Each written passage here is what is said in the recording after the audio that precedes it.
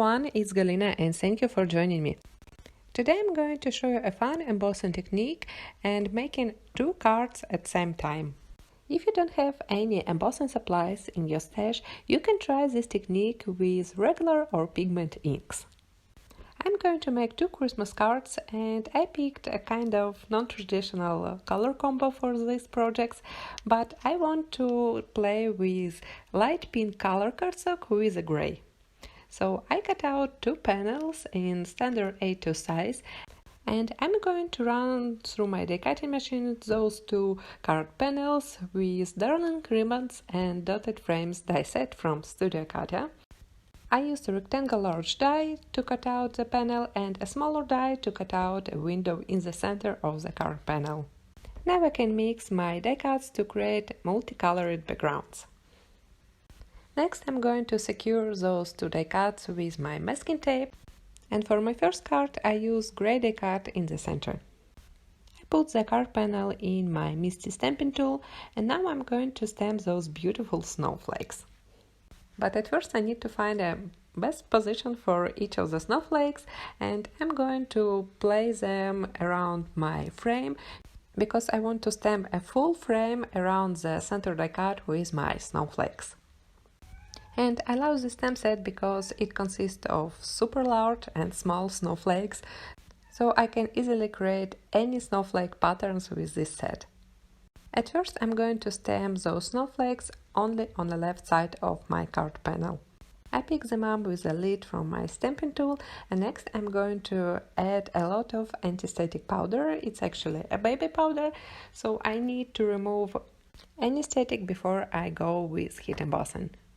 Next I'm going to stamp those snowflakes with clear transparent embossing ink. I'm using VersaMark clear ink, but you can use a regular colorful ink to stamp the snowflakes. And you need to press those stamps well because you have a cut line directly under the stamps. After that I'm going to carefully separate those two die cuts because I'm going to use different color of embossing powder for each of the die cut. So on my light pink die cut I'm going to apply super fine detail gold embossing powder from Ranger. I recommend to use fine detail embossing powder for such delicate images and for any tiny images you may have. And I cover up the gray die cut with white embossing powder, again fine detail embossing powder. I removed extra powder and now I can melt the powder with my preheated heat gun. And now I have same snowflakes but in two different colors on my card panel. You can leave the stamped snowflakes just only on one side, like I did here on the top side of my card, but next I'm going to add more snowflakes on the bottom, and on my second card I'm going to show you another pattern.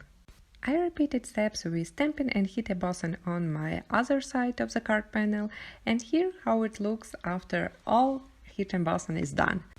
Super cute and shiny pattern for the Christmas card. Now I can adhere those two die cuts on my regular standard A2 card base. I made it from a white cardstock and I attach those two pieces with liquid glue.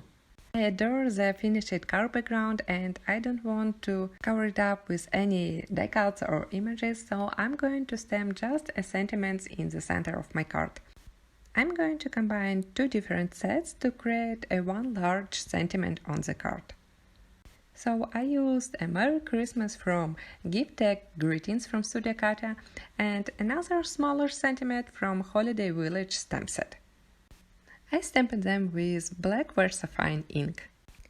And I want to add more white color on the center of my card, so I'm going to trace my stamped letters with white gel pen. To embellish this card I used a lot of jewel crystals and I think I didn't use too much. Don't judge me. So I combined pink crystals on my outer frame and some clear and iridescent crystals on the gray die cut. And on the top of the sentiment I decided to add a big holy star. So for my second card I use my leftover die cut pieces and a same stamp set with snowflakes. But this time I heat embossed all the snowflakes with white color. And I hit emboss them only on the top of my card to create kind of falling snow on the card. And in the center of my card, I'm going to place a letter for or from Santa. I cut out a small envelope from a glitter cardstock using a shaker envelope from Studio Katia, and I'm going to use only outline die cut for this time. And I'm going to attach this envelope die cut on a piece of vellum. And also you can create a real shaker with this die. I want to put some shaker elements under this envelope.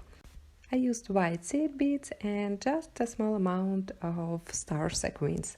And if you want to create a shaker, don't forget to attach a double-sided adhesive tape on the back of the die cut.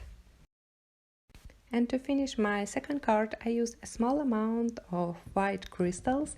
I attached them in the center of my card using liquid glue from Studio Katia. Also, I heat embossed a small sentiment for this card from Holiday Village stamp set. I heat embossed it on a black cardstock using fine detailed white powder. And I attached it on the right side of my envelope. And I really can play with little shaker all day long. I hope you like this video. Don't forget to subscribe.